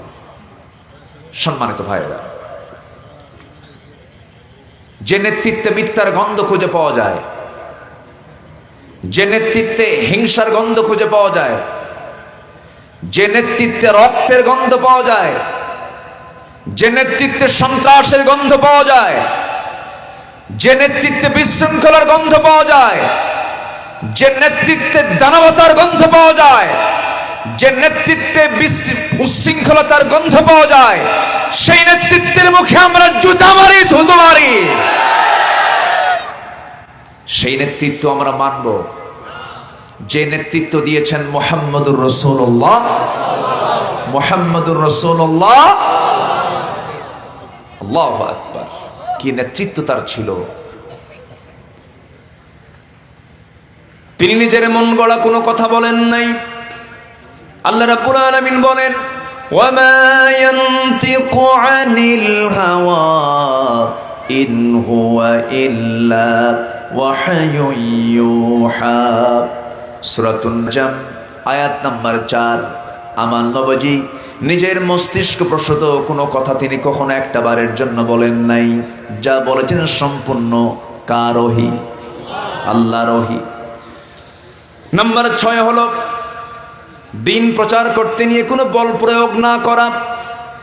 আমার নবীজি কখনো জোরপূর্বক কাউকে দিনের দিকে জোর করে আনতে চেয়েছেন এমনটা কোনো রেকর্ড নাই। তার বড় প্রমাণ হলো তার ঘরের মানুষ আবু তালেব। সারা জীবন আমার নবীজি মক্কায় থাকাকালীন তার কাফের চাচা আবু তালেবের ঘরেই তিনি থেকেছেন, একসঙ্গে চলাফেরা করেছেন, কিন্তু তাকে কখনো জোর করে কখনো বলেন নাই চাচা আপনাকে ইসলাম কবুল করতেই হবে। লা ইকরাহা ফিদ্দীন, জোরে বলুন আল্লাহু আকবার। দিন প্রচারে বল প্রয়োগ করা যাবে না। লাস্তা আলাইহিম বিমুসাইতির ইল্লা মান তাওয়াল্লা ওয়া কাফার। আমি আপনাকে তাদের দারোগা করে পাঠাই নাই যে আপনি তাদেরকে জোর করে কালেমার দিকে নিয়ে আসবেন। হেদায়েতের মালিককে বলেন, আসতে বলবেন না, হেদায়েতের মালিককে আল্লাহ তাআলা। আমার নবীজিকে চিনতেন, জানতেন। আমার নবীজির ব্যাপারে আবু তালেবের চুল পরিমাণ কোনো সন্দেহ ছিল না, কিন্তু হেদায়েতের মালিক তো আল্লাহ। আবু তালেব কি না দেখে নাই? সারা জীবন বহু কিছু নবীজির মুআজিজা পর্যন্ত দেখতে পেরেছেন। আবু তালেবকে আমি তিনি বলে সম্বোধন করছি, আমি সম্মান দিয়ে কথা বলছি। কেন? আবু তালেব যদিও কাফির, কিন্তু ভদ্র কাফের। কারণ সারা জীবন আমার নবীজির, সারা জীবন এই বেচারি নবীজির চাচা আবু তালেব কাফের হওয়ার পরও বিপক্ষে ছিলেন না পক্ষে ছিলেন? পক্ষে ছিলেন। এমনকি আমার নবীজির পক্ষ অবলম্বন করতে গিয়ে বয়কট পর্যন্ত খেটেছেন, 3.5 বছর জেল পর্যন্ত খেটেছেন আবু তালেব। কিন্তু ইসলাম তার কপালে জোটে নাই, দিন তার কপালে জোটে নাই। হেদায়েতের মালিককে বলেন। এই জন্য আমরা নামাজের মধ্যে বলি, ইহদিনাস সিরাতাল মুস্তাকিম সিরাতাল্লাযীনা আন'আমতা আলাইহিম গায়রিল মাগদুবি আলাইহিম ওয়ালাদ-দাল্লিন। হেদায়েত চাইব আমরা কার কাছে? আসতে বলবেন না, কার কাছে? আল্লাহর কাছে। আমার নবীজি আপন চাচা আবু তালেব কি কখনো জোরপূর্বক কোনো কিছু বলেন নাই চাচা আপনাকে ইসলাম কবুল করতেই হবে? না না, দিন প্রচারে বল প্রয়োগ করা যাবে না। আল্লাহ তাআলা তা মানা করে দিয়েছেন রাসূলকে। তবে একটা দিন, যেদিন আবু তালেবের মৃত্যু হয়ে যাবে, সেই দিন তার পাশে দাঁড়িয়ে শিওরে বসে আমার রাসূল তার দিকে তাকায় তাকায় চোখের পানি ফেলে ফেলে বলছেন, চাচা আপনি আমাকে ভাষা শিখিয়েছেন, আপনি আমাকে কথা শিখিয়েছেন, আপনি আমাকে ধীরে ধীরে বড় করেছেন। আমার বাপ ছিল না, আপনি আমার পিতার ভূমিকা দায়িত্ব পালন করেছেন, আপনি আমাকে বিয়ে শাদী করাইছেন, ব্যবসা শিখিয়েছেন। ও চাচা, আপনি আমার জীবনে এত বড় উপকার করেছেন, আপনাকে শেষবারের জন্য বলি চাচা একটাবার আপনি কালিমার ঘোষণা দিয়ে দেন। পুরো কালিমা বলতে হবে না, শুধু বলবেন লা ইলাহা ইল্লাল্লাহ। এতটুকুন বলবেন, আমি আপনার জন্য বেহেশতের জামিন হয়ে যাব। চাচা একটাবার শুধু বলেন। আবু তালেব বলছে, মুহাম্মদ রে আমাকে বারবার বলতে বলো না, কারণ আমি সব বুঝি, সব জানি, কিন্তু আমি কখনো আমার বাপ দাদার ধর্ম আমি ছাড়তে পারবো না। এমন বাঁকা প্রকৃতির মানুষ এখন বুঝি দুনিয়াতে নাই? আসতে বলবেন না, আছে না নাই? আমার বাপ ও সোর, আমিও সোর, এরকম আছে না? আবু তালেব কি দেখে নাই? আমার নবীজির যখন জন্ম হয়ে গেল, জন্মের 3 দিন পর আবু তালিব রসুলের সামনে একদিন এই ঘটনা বর্ণনা করতেছেন আর বলতেছে, রসুলকে লক্ষ্য করে আবু তালিব বলতেছেন, মুহাম্মদ শোনো, কোন একটা চাঁদনি রাতের কথা আমার মনে পড়ে গেল, আমি তোমাকে বলতে চাই। মুহাম্মদ। রসুল বলেন, চাচা আপনি বলেন, কি হয়েছে বলেন। যে রাত, যেদিন তোমার জন্ম হয়ে গেল, জন্মের মাত্র 3টা দিন পর রাতের আধারে চাঁদনি রাতের নিচে তোমাকে, চাঁদনি আকাশের নিচে তোমাকে শুয়ে রেখেছে তোমার মা। আমি তোমাকে দেখতে গেলাম, দেখতে গিয়ে দেখি তোমাকে খোলা আকাশের নিচে চাঁদনি রাতে তোমাকে শুয়ে রেখেছে। আমি দেখতে পেলাম তোমার মা তোমার কাছে নাই, তোমার মা শুধু হাওমাও করে কান্দে। তোমার মার চোখে পানি, আমেনার চোখে পানি, কান্না ফোরায় না। তোমাকে দেখলে পরে কান্নার পরিমাণটা বেড়ে যায়, তোমার থেকে দূরে দূরে থাকে। আমি একটা রাত আমি গিয়ে তোমার কাছে গিয়ে লক্ষ্য করে দেখি তুমি একাকী শুয়ে আছো, তোমার পাশে কেউ নাই। সেই সময় আমি দেখতে পেলাম, মুহাম্মদ রে, তুমি যখন তোমার হাতটা ডান দিকে নাও, চাঁদটা ডান দিকে যায়। তুমি যখন তোমার বাম হাতটা বাম দিকে নাও, চাঁদটা বাম দিকে চলে যায়। যখন তুমি তোমার 2টা হাত যখন নিচের দিকে টেনে আনো, চাঁদটা নিচের দিকে চলে আসে, কাছাকাছি চলে আসে। মুহাম্মদ, আমি কি সত্য দেখছি না মিথ্যা দেখছি বলো তো? আমার রাসূল কেঁদে কেঁদে বলছেন, আমার চাচা আবু তালেব, ওই চাঁদনি রাতে আপনি আমার সামনে যে দৃশ্য দেখেছেন, জন্মের পূর্বে আল্লাহ তাআলা আমার বাপকে দুনিয়া থেকে বিদায় ঘটিয়েছেন, আমার বাপ দুনিয়া থেকে বিদায় নিয়েছেন। জন্মের পর সন্তান জন্মের পরে সবচেয়ে বেশি খুশি হন যিনি, তিনি হচ্ছেন বাবা। আমার মার স্বামী, আমার আব্বার দুনিয়া থেকে যখন বিদায় তিনি নিয়েছেন, আমার জন্ম হয়েছে। আমার জন্মে সবচেয়ে বেশি খুশি হবেন যিনি, তিনি আমার পিতা। সেই পিতা দুনিয়াতে নাই। সেই স্বামী হারানোর যন্ত্রণা সহ্য করতে না পেরে আমার মা আমাকে সামনে রাখতে পারে না, আমাকে রেখে দূরে দূরে থাকে, হাওমাও করে কান্দের, স্বামীর স্মৃতিচারণ করে। আমি একাকী, আমাকে সময় দেওয়ার মতো কেউ নাই মনে করে আল্লাহ তাআলা ওই চাঁদনি রাতগুলোকে, মহান রব্বুল আলামিন আমার জন্য, আকাশের চাঁদটাকে আমার জন্য আল্লাহ তাআলা খেলনা বানায় দিয়েছেন। জোরে কোন সুবহানাল্লাহ। এত কিছু দেখার পরেও আবু তালেবের কপালে হেদায়েত জুটল না, কারণ হেদায়েত দেওয়ার মালিক কে? আসতে বলবেন না কে? তাই যদি না হয়, মুসলিম জাতির পিতা কে বলেন? আরো জোরে বলেন কে? ইব্রাহিম আলাইহিস সালাতু ওয়াস সালাম মুসলিম জাতির পিতা, ফাদার অফ মুসলিম নেশন। ইন্নী জাইলুকা লিন-নাসি ইমামা মিল্লাতা আবিকুম ইব্রাহিম। ইব্রাহিম আলাইহিস সালাতু ওয়াস সালামের মতো এত দামি একজন পয়গম্বর, তার পিতা একজন মুশরিক, আযার তার নাম। দুনিয়া থেকে মুশরিক হয়ে দুনিয়া থেকে বিদায় নিয়েছে একজন বড় পয়গম্বরের বাবা। আমার বন্ধুগণ, আরেকজন দামি নবী নূহ আলাইহিস সালাতু ওয়াস সালাম দুনিয়া থেকে বিদায় নিয়েছেন তিনি, কিন্তু তার বউটা পর্যন্ত কালেমা পড়ে নাই, তার সন্তান কেনান পর্যন্ত কালেমা পড়ে নাই। অর্থাৎ এখান থেকে প্রতীয়মান হয়, স্পষ্ট হয়ে যায়, বাবা ভালো হলে যে সন্তান ভালো হবে এমনটা কোনো দলিল নাই। সন্তান ভালো হবে, বাপ খারাপ হবে, বাপ ভালো হবে, সন্তান খারাপ হবে, এটা তো হতে পারে। আমার বন্ধুগণ, আমার ভাইয়েরা, এই জন্য এই দুনিয়া ছেড়ে আমিও যাব, আপনিও যাবেন। কোনো বংশের পরিচয় নিয়ে, কোনো বংশগত কৌলিন্য নিয়ে, কোনো বংশ মর্যাদা নিয়ে, কোনো সম্পদ নিয়ে আল্লাহর সামনে হাজির হয়ে কোনো উপকার হবে না। আল্লাহর সামনে উপকার হবে, আমার আপনার জন্য কল্যাণ হবে যে সম্পদটা নিয়ে, সেই সম্পদটার নাম হলো শিরিক মুক্ত মজবুত ঈমান। জোরে কোন সুবহানাল্লাহ। আর সেই মজবুত ঈমান তৈরি করার জন্য একটা মাস দিয়েছেন, সেই মাসের নামটা কি বলেন? আরো জোরে বলেন, সেই মাসের নামটা কি বলেন? রমজান। আল্লাহ রাব্বুল আলামিন বলেন, ইন্না খালাকনাকুম মিন যাকারিন ওয়া উনসা ওয়া জাআলনাকুম শুউবান ওয়া ক্বাবাইলা লিতাআরাফু ইন্না আকরামাকুম ইনদাল্লাহি আতকাকুম। আমি মানুষকে সৃষ্টি করেছি এক নর এবং নারী থেকে, এবং যে বিভিন্ন গোত্র ভাগ করে দিয়েছি, ভাষা বিভিন্ন রকম করে দিয়েছি। কেন করেছি? যেন তোমরা একে অপরকে চিনতে পারো। এই চট্টগ্রামের ভাষা আর সিলেটের ভাষা কি একরকম নাকি? বিভিন্ন জনপদে বিভিন্ন ভাষা দিয়েছেন। এই ধরনের চট্টগ্রামের বারাইয়ারহাটের যে ভাষা, বীরেশ্বরায়ের যে ভাষা, আর ওইদিকে টেকনাফের ভাষা, যদিও চট্টগ্রাম অঞ্চল ভাষা কি একরকম না ভিন্ন রকম? ভিন্ন রকম। কুমিল্লা চান্দিনা চলে যাবেন, ভাষা আরেকটা পেয়ে যাবেন। সিলেটে চলে যাবেন, ভাষা আরেকটা পেয়ে যাবেন। রাজশাহী যাবেন, ভাষা আরেকটা পেয়ে যাবেন। আল্লাহ রাব্বুল আলামিন এইগুলোকে কেন করে দিয়েছেন? কেন? লিতাআরাফু, যেন তোমরা একে অপরকে চিনতে পারো। সিলেটের মানুষ আপনার এখানে এসে কথা বলা শুরু করলে আপনি বুঝবেন এটা সিলেটি মাল। কি মাল এটা? সিলেট থেকে আমদানি হয়েছে। আল্লাহ তাআলা এই কথা বলি।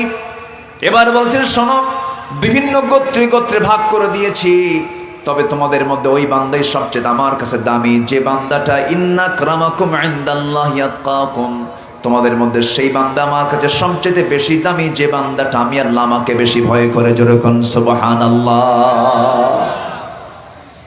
আমার ভাইরা, একটু কান লাগান, মনোযোগ দিয়ে আমরা একটু শোনার চেষ্টা করি। আল্লাহ তাআলা আমার রাসূলকে 9টা দায়িত্ব দিয়ে দুনিয়াতে পাঠিয়েছেন। কোরআনের আলোকে আমি বলছিলাম, নাম্বার 6 চলে গেল। আল্লাহ রাব্বুল আলামিন নাম্বার 7, আল্লাহ তাআলা তাকে কি দায়িত্ব দিয়েছেন, কি কর্তব্য দিয়েছেন তাকে? আল্লাহ রাব্বুল আলামিন মানব জাতিকে মুক্তির দিশা দেখানোর জন্য আল্লাহ রাব্বুল আলামিন তাকে এই দুনিয়াতে পাঠিয়েছেন। ওয়া ইন্নাকা লাতাহদি ইলা সিরাতিম মুস্তাকিম। জোরে বলুন আল্লাহু আকবার। নাম্বার 8 হলো গোটা মানবতার কল্যাণ সাধন করার জন্য আল্লাহ রাব্বুল আলামিন তাকে পাঠিয়েছেন। আল্লাহ তাআলা তার শানে বলেছেন, ওয়া মা আরসালনাকা ইল্লা রাহমাতাল লিল আলামিন। আর আল্লাহ তার নিজের পরিচয় দিচ্ছেন, আলহামদুলিল্লাহি রাব্বিল আলামিন। জোরে বলি আল্লাহু আকবার। নবীজির দাম আছে না নাই? আসতে বলবেন না, আছে না নাই? এই পৃথিবীতে 1 নম্বরের দামি মানুষটার নাম কি বলেন? মুহাম্মদ সাল্লাল্লাহু আলাইহি ওয়াসাল্লাম। নাম্বার 9 হলো আল্লাহ রাব্বুল আলামিন রাসূলকে যে দায়িত্বগুলো দিয়েছেন, এর মধ্যে অন্যতম দায়িত্ব হলো আল্লাহ যে দিনটা দিয়েছেন, সেই দিনের নাম হলো ইসলাম। সেই দিনের নাম কি বলেন? ইসলাম। সেই ইসলামকে দুনিয়াতে পরাজিত থাকুক না বিজয়ী হোক, বলেন? বিজয়ী হওয়ার জন্য আল্লাহ রাব্বুল আলামিন তার রাসূলকে দুনিয়াতে পাঠিয়েছেন, এই দায়িত্ব দিয়েছেন। আল্লাহ রাব্বুল আলামিন বলেন, হুয়াল্লাযী আরসালা রাসূলাহু বিল হুদা ওয়া দীনিল হক লিইয়ুযহিরাহু আলাদ-দীনি কুল্লিহি ওয়ালাউ কারিহাল মুশরিকুন ওয়া কাফা বিল্লাহি শাহীদা। এই দায়িত্ব দিয়ে আল্লাহ তাআলা তার রাসূলকে পাঠিয়েছেন। গোটা পৃথিবীর যত দিন আছে, বর্তমান প্রেজেন্ট ওয়ার্ল্ডে 70 থেকে 80টা মানব রচিত মতবাদ আছে। 70 থেকে 80টা মানব রচিত হিউম্যান ল আছে। এই হিউম্যান ল গুলো পৃথিবীতে যত তৈরি হয়েছে, সমস্ত মানব রচিত আইনগুলো, এই সমস্ত আইনগুলো আমার আল্লাহর যে আইন আছে তার বিরুদ্ধে তৈরি করা। আল্লাহ তাআলা বলে দিয়েছেন সুদ হারাম, আল্লাহ তাআলা বলে দিয়েছেন জিনা হারাম, আল্লাহ তাআলা বলে দিয়েছেন সুদ হারাম, আল্লাহ তাআলা বলে দিয়েছেন জিনা হারাম, আল্লাহ তাআলা বলে দিয়েছেন পর্দাহীনতা এটা হারাম। আজকের সমাজে বুঝি সুদের কারবার নাই? আছে না নাই বলেন? আছে। কিন্তু আল্লাহ তাআলা দেখতে চান সুদ চালু হোক না যাকাত চালু হোক, সুদ চালু হোক না যাকাত চালু হোক। আজকে যদি আমার দেশে ব্যাংকিং হিসাব অনুযায়ী যদি যাকাত আদায় হতো, প্রত্যেক বছর কোটি কোটি টাকা শুধু নয়, যদি হিসাব করে যদি যাকাত আদায় হতো, 4,500 ইউনিয়ন পরিষদ আছে, প্রত্যেকটা ইউনিয়ন পরিষদে 45 কোটি টাকা করে যাকাতের টাকা জমা হয়ে যেত। প্রত্যেকটা ইউনিয়নে 45 কোটি টাকা যাকাত বন্টন করে প্রত্যেকটা ইউনিয়নে জমা হয়ে যেত। সেই জাকাতকে আমার দেশে 16 আনা আদায় হয়? 16 আনা আদায় হয়? জাকাত দেওয়া কি? আসতে বলবেন না, জাকাত দেওয়া কি? আরো জোরে, জাকাত দেওয়া কি? জাকাতটা কার হক? হ্যাঁ, বান্দার হক। হ্যাঁ, গরিব, কিন্তু এটা বান্দার হক। জাকাত যদি আমার দেশের সকল ধনীরা যদি দিত, জাকাত কার উপরে ফরজ? যার কাছে একটা আইফোন আছে। কি আছে? একটা আইফোন। যার কাছে একটা আইফোন আছে তার উপরে জাকাত ফরজ। অর্থাৎ নিসাব পরিমাণ সম্পদ হলো 52.5 তোলা রৌপ্য। এই পরিমাণ সম্পদ যার কাছে থাকবে সে বছরে হিসাব করে জাকাত দিবে। এই জাকাত দেওয়াটা তার জন্য কি? আরো জোরে বলেন, তার জন্য দেওয়া কি? ফরজ। জাকাতকে জরিমানা মনে করে অনেকে। আল্লাহর কাম নাই, কাজ নাই, আল্লাহ মারে আরেকটা আল্লাহ ট্যাক্স বসায় দিছে, আল্লাহরে উল্টা দোষারোপ করে। সম্মানিত ভাইয়েরা, ইতিহাস তো অনেক মনে পড়ে, সময় তো অল্প, আমাকে শেষ করতে হবে। কারণ রমজানের রাত, কিয়ামুল লাইল অনেকে করবেন, তাহাজ্জুদ পড়বেন, এরপরে সাহরির বিষয়টা আছে, সব দিক খেয়াল করে। এবং আমার পরবর্তী আরেকজন কারা নির্যাতিত, আমার স্নেহধন্য, আমার অনুজ, আমার প্রিয় আমির হামজা হাফিজাহুল্লাহ, তিনিও আছেন, তিনি কথা বলবেন। আমি ধীরে ধীরে আলোচনার শেষ প্রান্তের দিকে আস্তে আস্তে চলে যাচ্ছি। আমি তো আসি, আপনাদের মহব্বতে বারবার আসি। মনে হয় আপনারা বিরক্ত হন নাকি? সবাই আপনারা খুশি তো ইনশাআল্লাহ? আল্লাহ তাআলা যেন এই খুশিটা যেন আর শাসিমের ছায়ার নিচ পর্যন্ত আমাদেরকে পৌঁছে দেন। জোরে বলি আল্লাহুম্মা আমিন। ভাইরে, কিচ্ছু না দুনিয়া, বেঁচে আছি চোখ দিয়ে দেখি, এটা হচ্ছে ইহকাল। মরে যাচ্ছি চোখটা বন্ধ, তখন কি? পরকাল। পরকালটা খুবই কাছে, খুবই কাছে, খুবই কাছে। এই জন্য অন্যের সমালোচনা না করে, অন্যের দোষ, অন্যের ত্রুটি না খুঁজে, নিজেকে যোগ্যতার চূড়ান্ত পর্যায়ে পৌঁছে তাকওয়া নামক বিশাল গুণে গুণান্বিত হয়ে রমজানকে কাজে লাগিয়ে জান্নাতের উপযোগী বান্দা হিসেবে আমরা প্রস্তুত হই। আল্লাহ তাআলা কবুল করুন। জোরে বলি আল্লাহুম্মা আমিন।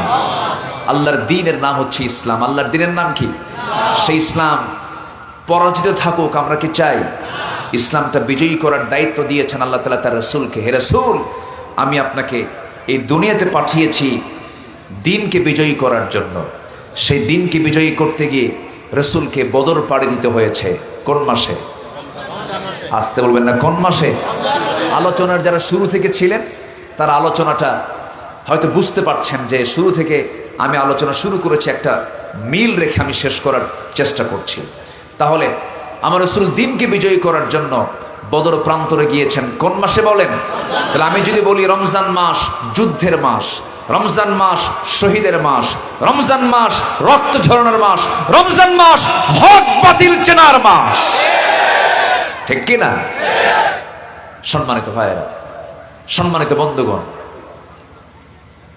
সেই বদর পাড়ি দিয়েছেন, উহুদ পাড়ি দিয়েছেন, খন্দক পাড়ি দিয়েছেন, হুনাইন পাড়ি দিয়েছেন। জিহাদের গুরুত্ব কতটুকু, দ্বীন বিজয়ের গুরুত্ব কতটুকু, জাস্ট একটা ইতিহাস বলি, সহি একটি ইতিহাস বলি, সহি একটি কথা বলি, আমি শেষ করতে চাই।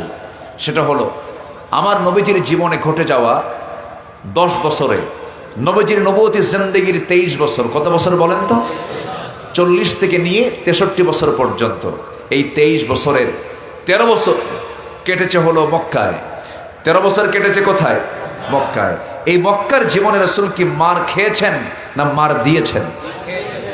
আসতে কয়, মার খেয়েছেন না মার দিয়েছেন? মার খেয়েছেন। বিতাড়িত হয়েছেন, গালিগালাজ শুনেছেন, মামলা খেয়েছেন, হামলার শিকার হয়েছেন, মার খেয়েছেন, নিজের ঘর বাড়ি বাজেয়াপ্ত করা হয়েছে, মালামাল ক্রয় করা হয়েছে, চোখের সামনে মুরগির রানের মতো টুকরো করে সাহাবে কেরামকে শহীদ করে দেওয়া হয়েছে। আমার নবী যেই মারগুলো খেয়েছেন 13 বছর মক্কা মুকাররমায়, কিন্তু মদিনায় গিয়ে রাসূলকে মার খেয়েছেন শুধু? কি মার খেয়েছেন না মার দিয়েছেন? মার দেন নাই? শুধু কি মার খাওয়ার জাতি মুসলমান, না মার দেওয়ার জাতীয় মুসলমান? নবীর হাতে তরবারি নিয়েছেন রাসূল, তিনি শুধু কি তরবারি কখন নেয় মানুষ? মায়ের খাওয়ার জন্য না মার দেওয়ার জন্য? তাহলে আমার নবীজি বিশ্ব মানবতার মহান শিক্ষক, বিশ্ব মানবতার নবী, তার হাতে যদি দিন কায়েমের জন্য তরবারি তুলতে হয়, সেই দিন কায়েমের জন্য মুসলমান আমাদেরকে প্রস্তুতি নিতে হবে। রাজি আছেন কারা কারা? হাত উঁচু করে দেখান মুসলমান।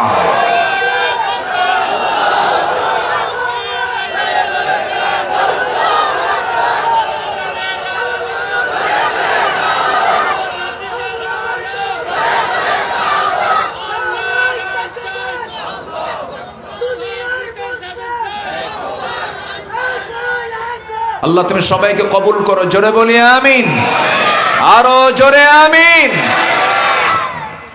সম্মানিত ভাইয়েরা, সম্মানিত উপস্থিতি, আমার নবীজি দীর্ঘ 10 বছরের মদিনার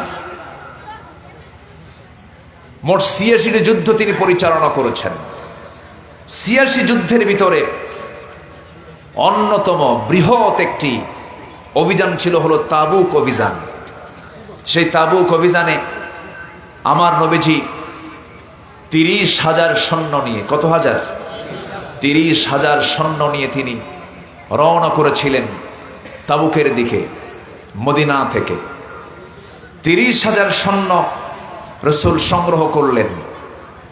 সেই 30,000 সৈন্যকে সাথে নিয়ে, অনেক কিছু মাল সামান সাথে নিয়ে, যুদ্ধ অস্ত্র সাথে নিয়ে তিনি যখন তাবুকের প্রান্তরে চলে গেলেন, সেই তাবুকের প্রান্তরে পৌঁছলেন ঠিকই, কিন্তু যুদ্ধ হলো না। রোমানদের সঙ্গে বিনা যুদ্ধেই আমার নবীজি আবার সেই তাবুক প্রান্তর থেকে মদিনায় ফেরত আসলেন। ফেরত এসে নবীজি মদিনার মসজিদে বসা, দীর্ঘ একটি হাদিস, এক সাহাবী হাদিসটা বর্ণনা করেন। সেই সাহাবী নাম হচ্ছে কাব বিন মালিক রাদিয়াল্লাহু তাআলা আনহু। তিনি আমার নবীর সামনে গিয়ে দুটো হাঁটু গেড়ে দিয়ে আস্তে করে বসে সালাম দিয়ে বলেন, হুজুর আমি কিছু কথা বলতে চাই। কি বলবে বলো কাব? তিনি বললেন, ইয়া রাসূলুল্লাহ, আপনি সবাইকে নিয়ে জিহাদে গেছেন, তাবুকে গিয়েছেন, আমিও যেতাম।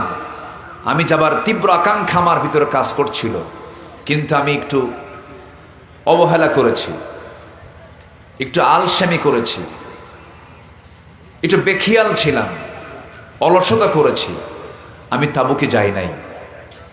আমার রাসূল বললেন, কাব বিন মালিক তুমি যাও নাই? না। আর কে যায় নাই বলো? হুজুর আমার জানা মতে হেলাল বিন উমাইয়া যায় নাই। আর কে যায় নাই বলো? আমার জানা মতো আরেকজন যায় নাই। কে? মুরারা বিন রাবিআ যায় নাই। আর কে যায় নাই? হুজুর আমার জানা নাই। আমার নবীজি কথাগুলো শুনলেন। শোনার পর নবীজির চেহারা একটু বিবর্ণ হলো, মনক্ষুণ্ণ হলেন। বলেন, কাব যা বলেছ আমি শুনেছি, তুমি এখন আমার সামনে থেকে চলে যাও। সেই সাহাবী নবীর সামনে থেকে চলে গেলেন। চলে যাওয়া মাত্র আমার নবীজির চেহারা রক্তিম আকার ধারণ করলো। আমার নবীজি সঙ্গে সঙ্গে নোটিশ জারি করলেন, ও মদিনার সকল মুসলমান, মদিনার সকল সাহাবীরা, তোমরা জেনে রেখে দিও, কাব বিন মালিক, হেলাল বিন উমাইয়া, মুরারা বিন রাবিআ, এই 3 জন যারা এই তাবুক অভিযানে যায় নাই আমার সাথে, এই 3 জনের সাথে কোনো মুসলমান তাদের সাথে কোনো কথা, আচার আচরণ, লেনদেন কোনো কিছুই করতে পারবে না। সম্পূর্ণরূপে বয়কট করা হলো এই 3 জনকে। সম্মানিত ভাইয়েরা, এখন প্রশ্ন করি আমি, সেই তাবুক অভিযানে আমার রাসূল নিয়ে গেছেন কত হাজার? আসতে বলবেন না, কত হাজার? 30,000। যায় নাই কয়জন? 3 জন। আচ্ছা, 30,000-এ 3 জন যায় নাই, এটা কি বড় কোনো সংখ্যা? না। আচ্ছা, যুদ্ধ কি হয়েছে সেখানে? যুদ্ধ হয় নাই। তাহলে যুদ্ধ হলো না, এবং 30,000 সৈন্যের মাঝে শুধু 3 জন যায় নাই। রাসূল তো ইচ্ছা করে বলতে পারতেন, ইচ্ছা করলে বলতে পারতেন, ঠিক আছে যাও নাই, যাও, সমস্যা নাই, যুদ্ধ হয়ই নাই, তোমাদেরকে ছেড়ে দেওয়া হলো। তা কিন্তু তিনি বললেন না। তিনি কি করলেন? শক্তভাবে দড়ি টেনে ধরলেন, লাগাম টেনে ধরলেন। কেন অবহেলা করা হলো? এদের সঙ্গে কোনো প্রকার কথাবার্তা চলবে না, লেনদেন চলবে না।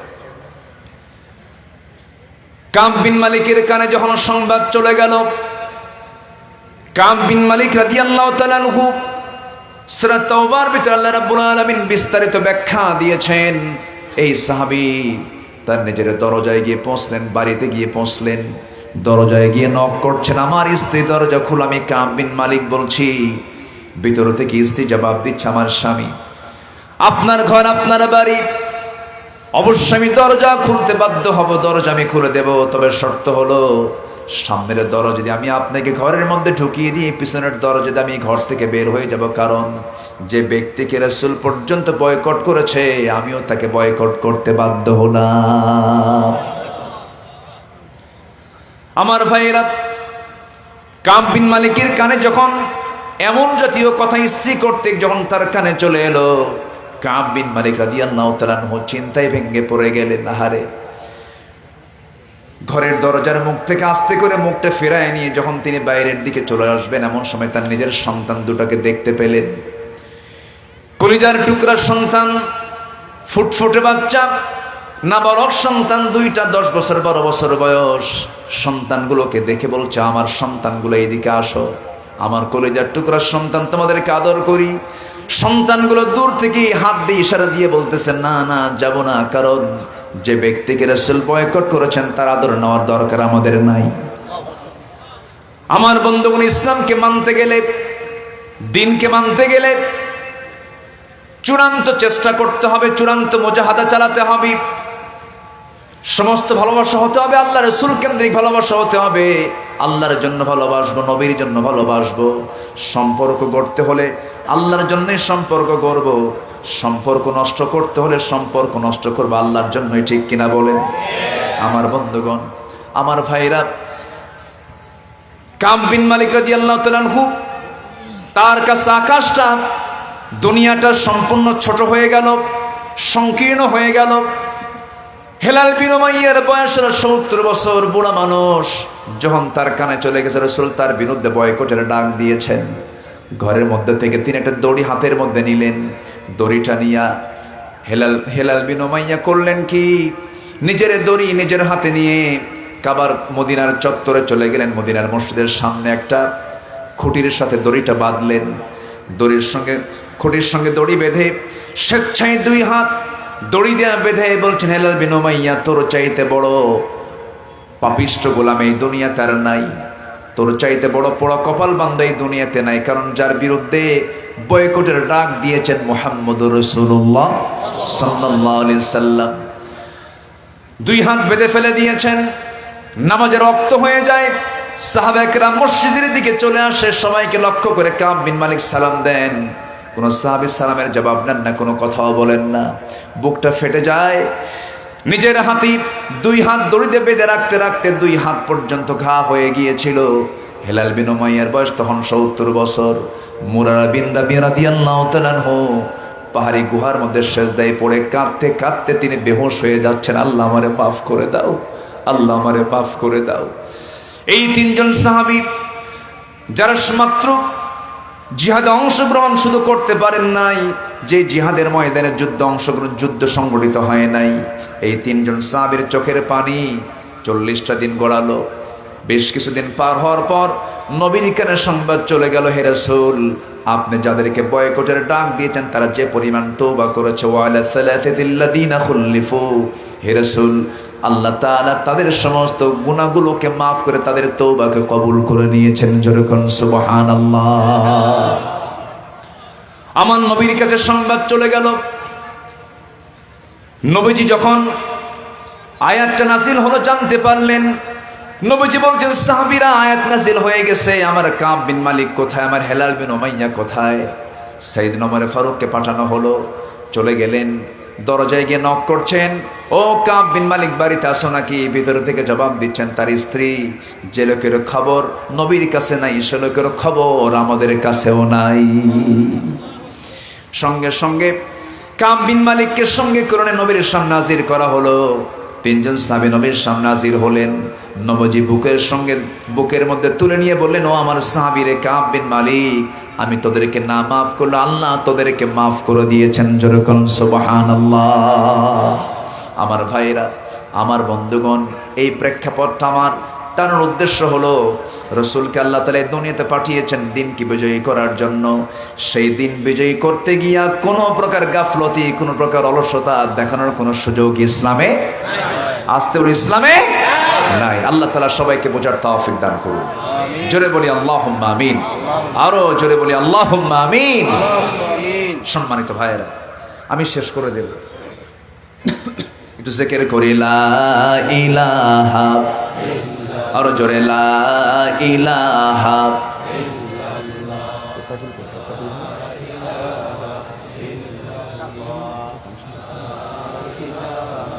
আরো জোরে লা ইলাহা সুবহানাল্লাহ ওয়ালহামদুলিল্লাহ, আরো জোরে সুবহানাল্লাহ ওয়ালহামদুলিল্লাহ, আরো জোরে সুবহানাল্লাহ ওয়ালহামদুলিল্লাহ।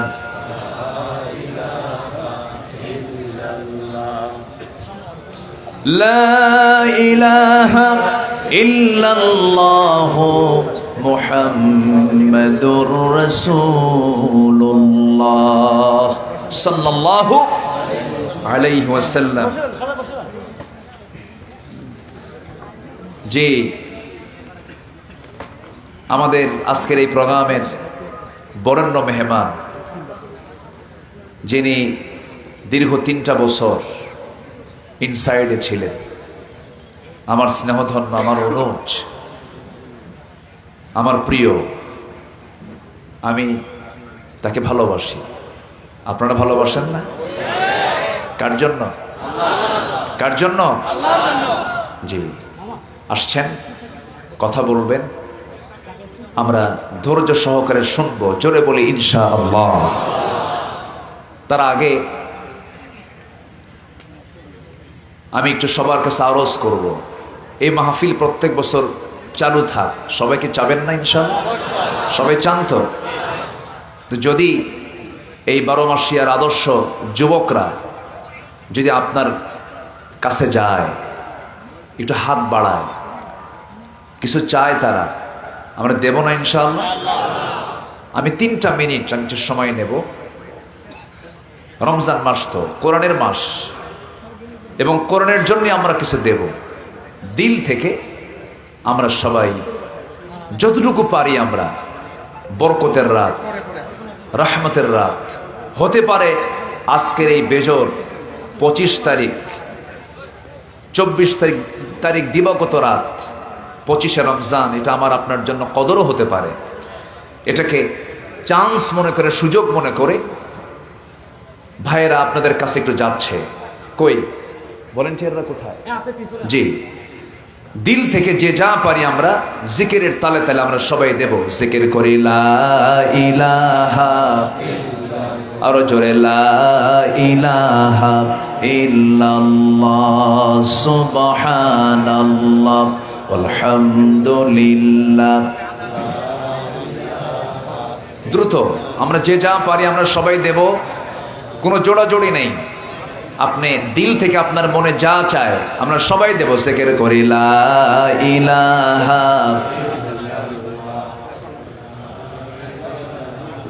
আরো জোরে লা ইলাহা ইল্লাল্লাহ সুবহানাল্লাহ ওয়ালহামদুলিল্লাহ, লা ইলাহা, লা ইলাহা ইল্লাল্লাহ মুহাম্মাদুর রাসূলুল্লাহ, লা ইলাহা, আরো জোরে লা ইলাহা সুবহানাল্লাহ আলহামদুলিল্লাহ। ভলেন্টিয়ার ছাড়া তো আমি তো কাউকে উঠতে বলিনি। একটু মেহরবানি করে বসুন। বিনা কারণে, বিনা ওজরে মাহফিলে এসে নড়াচড়া করা কি জায়েজ না না জায়েজ? তাহলে বসেন। যদি এই মাহফিলে এসে যদি নিয়ম ভঙ্গের মানে শৃঙ্খলা ভঙ্গের যদি অভিযোগে যদি আপনি অভিযুক্ত হয়ে যান, ফেরেশতা যদি একটা মামলা ঠুকায় দেয়, কাম কিন্তু সারা, জামিন নাই। বসেন, একটু মেহেরবানি করে বসেন, কেউ নড়াচড়া করবেন না। আমরা শেষ অবধি, শেষ তক আমরা মোনাজাতের মধ্য দিয়ে আমরা এখান থেকে বিদায় নেব। জোরে বলি ইনশাআল্লাহ। জি, আমরা যে যা পারি আমরা সবাই দেব ইনশাআল্লাহ। জিকির করি লা ইলাহা ইল্লাল্লাহ। মাদের ভিতরে মা বোন যারা আসছেন নিয়ত করবেন আগে। কেন? ও, মেয়েদের জন্য করা হয়নি। জি, আচ্ছা, যাই হোক, আশপাশে অনেক মা বোন হয়তো আসছেন, এরকমও থাকতে পারেন। তো আমরা যে যা পারি আমরা সবাই দেওয়ার চেষ্টা করবো ইনশাআল্লাহ। আল্লাহ তুমি সবাইকে দিল থেকে দেওয়ার তৌফিক দাও। জোরে বলি আল্লাহুম্মা আমিন। জি, ব্যাগগুলো গেল কোথায়? চাদরগুলো গেল কোথায়? পিছন দিয়ে আবার দৌড় মারলো না তো? তো দেখি না তো কোথাও। যে আমরা সবাই দেবো ইনশাআল্লাহ। আল্লাহ তুমি সবাইকে দিল থেকে দেওয়ার তৌফিক দাও। জোরে বলি আল্লাহুম্মা আমিন। এই মাসে এই রাত্রে দান করলে সারা বছর আপনি সবটা পাবেন না। যে যা পারি আমরা সবাই দিল থেকে দেবো। জিকির করি সুবহানাল্লাহ ওয়ালহামদুলিল্লাহ লা ইলাহা ইল্লাল্লাহ লা ইলাহা সুবহানাল্লাহ।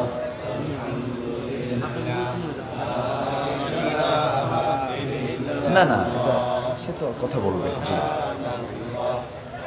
লা ইলাহা ইল্লাল্লাহ মুহাম্মাদুর রাসূলুল্লাহ সাল্লাল্লাহু আলাইহি ওয়াসাল্লাম।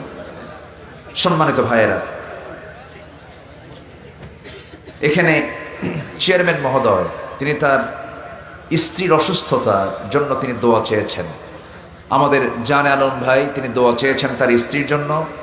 আল্লাহ তুমি তাকে, তার স্ত্রীকে সিহাতে কুল্লি আজলা দান করো। জোরে বলি আল্লাহুম্মা আমিন। আমেরিকা প্রবাসী নূর হোসেন ভাই তিনি দোয়া চেয়েছেন, এবং সাথে সকল প্রবাসীরা যারা প্রবাস জীবনে আছেন এই মাহফিলে তারা অনেক ডোনেট করেছেন, দান করেছেন। আল্লাহ তুমি সকলের দানকে তুমি আল্লাহ কবুল করো। প্রবাস জীবনকে তুমি আল্লাহ সুখময়, আনন্দময়, বরকতময় করে দাও। আমাকে দোয়া করতে বলা হয়েছে, অসম্ভব এটা, এখন দোয়ার সময় না এটা। আমার পরবর্তী মেহমান তিনি আছেন, তিনি কথা বলবেন, এবং তার মধ্য দিয়েই আমরা শেষ দোয়ায় আমরা শামিল হব। জোরে বলি ইনশাআল্লাহ। আমি সবার কাছে দোয়া চেয়ে, আন্তরিক দোয়া কামনা করে আমিও দোয়া করি, আল্লাহ যেন আমাদের এই সম্পর্ক যেন হাসর পর্যন্ত গড়িয়ে দেন। জোরে বলি আল্লাহুম্মা আমিন।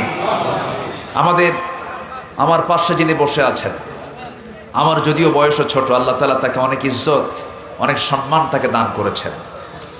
আল্লাহ তাআলা তাকে দুটো মেয়ে সন্তান দিয়েছেন। আল্লাহ তুমি তার দুটো মেয়ে সন্তানকে আম্মা জান আয়েশা, সুমাইয়া, খাদিজা, খাওলা, আসিয়া, রাহিমা তাদের সঙ্গে কবুল করো। জোরে বলি আল্লাহুম্মা আমিন। আমার তাজুল ভাই কোথায়? যে আমার তাজুল ভাই অনেক মেহনত করেন, অনেক পরিশ্রম করেন। এই মাহফিলটাকে সফল করার জন্য তার নেতৃত্বে অনেক বেগ পেতে হয়েছে, অনেক কষ্ট করে তারা আয়োজনটা করেছেন। এই মাহফিল, বিশেষ করে আমাদের চেয়ারম্যান মহোদয়, এই মাহফিলটার পেছনে তার অনেক বড় অবদান। এই মাহফিল বাস্তবায়নের পেছনে আমরা তার জন্য দোয়া করি। সকলের স্ব জায়গা থেকে যারা চেষ্টা করে যাচ্ছেন দিনের খেদমতের জন্য, সকলের খেদমতকে আল্লাহ তাআলা কবুল করুন, এই আশাবাদ কামনা করে আমি আমার কথা এখানে শেষ করছি। সুবহানাকাল্লাহুম্মা ওয়া বিহামদিকা আশহাদু আল লা ইলাহা ইল্লা আনতা আস্তাগফিরুকা ওয়া আতুবু ইলাইক। আসসালামু আলাইকুম ওয়া রাহমাতুল্লাহি ওয়া বারাকাতুহু। আলহামদুলিল্লাহ।